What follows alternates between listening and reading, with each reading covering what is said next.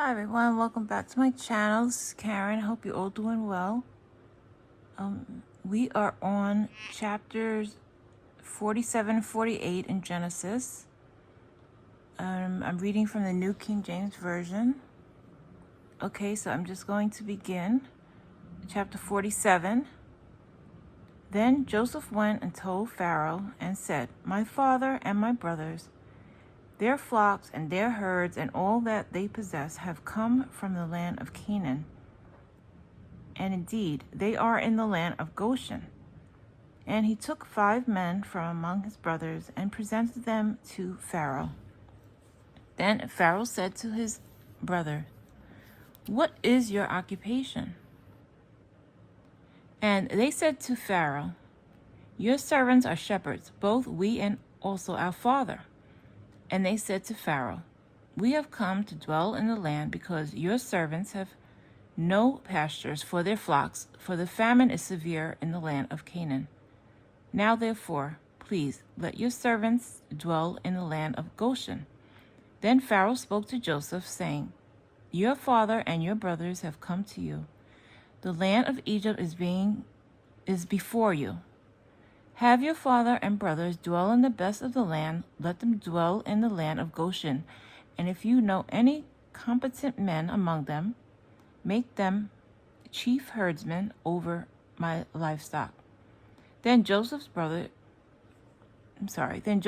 in his father Jacob and set him before Pharaoh. And Jacob blessed Pharaoh. Pharaoh said to Jacob, "How old are you?" And Jacob said to Pharaoh, "The days of the years of my pilgrimage are 130 years. Few and evil have been the days of the years of my life, and they have not attained to the days of the years of the life of my fathers in the days of their pilgrimage." So Jacob blessed Pharaoh and went out from before Pharaoh. And Joseph situated his father and his brothers and gave them a possession in the land of Egypt, in the best of the land, in the land of Ramesses, as Pharaoh had commanded. Then Joseph provided his father, his brothers, and all his father's household with bread, according to the numbers in their families. Now there was no bread in all the land, for the famine was very severe, so that the land of Egypt and the land of Canaan languished because of the famine. And Joseph gathered up all the money that was found in the land of Egypt, in the land of Canaan, for the grain which they brought, and Joseph brought the money into Pharaoh's house. So when the money failed in the land of Egypt and in the land of Canaan, all the Egyptians came to Joseph and said, "Give us bread, for why should we die in your presence? For the money has failed." Then Joseph said, "Give your livestock, and I will give you bread. Your livestock, if the money is gone, for the livestock, if the money is gone." So they brought their livestock to Joseph, and Joseph gave them bread in exchange for their horses, the flocks, the cattle of the herds, and for the donkeys. Thus he fed them with bread in exchange for all their livestock that year. When that year had ended, they came to him the next year and said to him, "We will not hide from my lord that our money is gone, my lord. Also has our herds of livestock. There is nothing left in the sight of my lord, but our bodies and our lands. Why should we die before your eyes, both we and our land? Buy us and our land for bread, and we and our land will be servants of Pharaoh. Give us seed that we may live and not die, that the land may not be desolate." Then Joseph bought all the land of Egypt for Pharaoh, to every man of the Egyptians sold him field because the famine was severe upon them. So the land became Pharaoh's. And as for the people, he moved them into the cities from one end of the borders of Egypt to the other end. Only the land of the priests he did not buy, for the priests had rations allotted to them by Pharaoh, and they ate their rations which Pharaoh gave them. Therefore they did not sell their lands. Then Joseph said to the people, "Indeed, I have brought you and your land this day. For Pharaoh, look, here is seed for you, and you shall sow the land. And it shall come to pass in the harvest that you shall give 1/5 of Pharaoh, 4/5 shall be your own, as seed for the field and for your food, for those of your households, and as food for your little ones. So they said, You have saved our lives. Let us find favor in the sight of my Lord, and we will be Pharaoh's servants. And Joseph made it a law over the land of Egypt to this day, that Pharaoh should have 1/5 except for the land of the priests, only which did not become Pharaoh's. So Israel dwelt in the land of Egypt, in the country of Goshen. And they had possessions there, and grew and multiplied exceedingly. And Jacob lived in the land of Egypt 17 years, so the length of Jacob's life was 147 years. When the time drew near that Israel must die, he called his son Joseph and said to him, Now, if I have found favor in your sight, please put your hand under my thigh and deal kindly and truly with me. Please do not bury me in Egypt, but let me lie with my fathers. You shall carry me out of Egypt and bury me in their burial place. And he said, I will do as you have said. Then he said, Swear to me. And he swore to him. So Israel bowed himself on the head of the bed. Chapter 48. Now it came to pass, after these things, that Joseph was told, Indeed, your father is sick.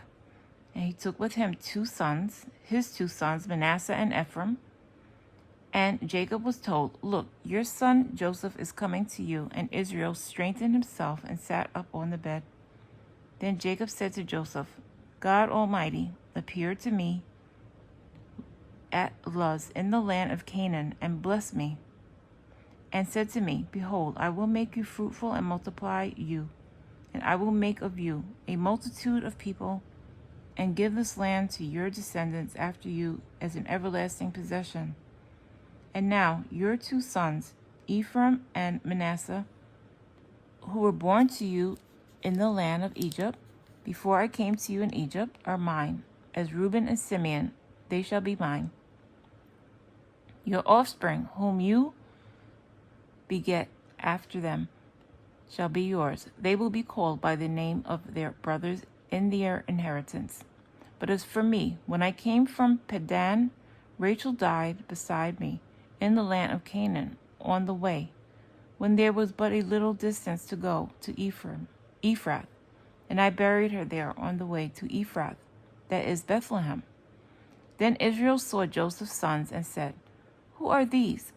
Joseph said to his father, They are my sons, whom God has given me in this place. And he said, Please bring them to me, and I will bless them. Now the eyes of Israel were dim with age, so that he could not see. Then Joseph brought them near him, and he kissed them and embraced them. And Israel said to Joseph, I had not thought to see your face. But in fact, God has also showed me your offspring. So Joseph brought them from beside his knees, and he bowed down with his face to the earth. And Joseph took them both, Ephraim with his right hand towards Israel's left hand, and Manasseh with his left hand toward Israel's right hand, and brought them near him.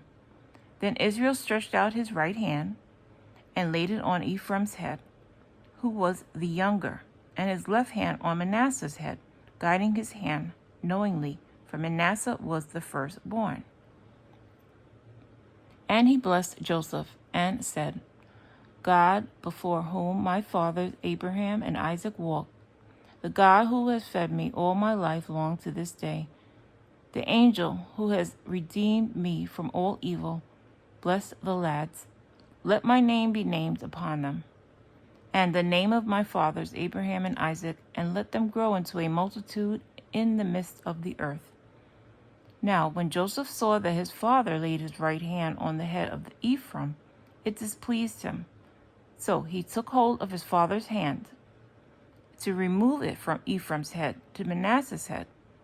And Joseph said to his father, Not so, my father, for this one is the firstborn.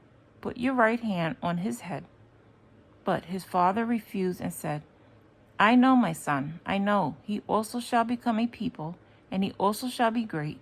But truly his younger brother shall be greater than he, and his descendants shall become a multitude of nations.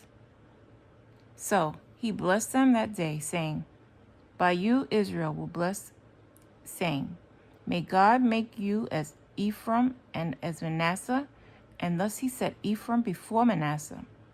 Then Israel said to Joseph, Behold, I am dying, but God will be with you and bring you back to the land of your fathers.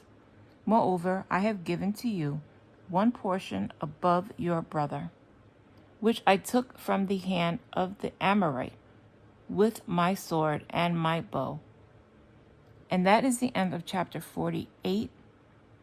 God bless you. Thank you for listening. And we will begin with the last two chapters of chapter 49 and 50. Thank you.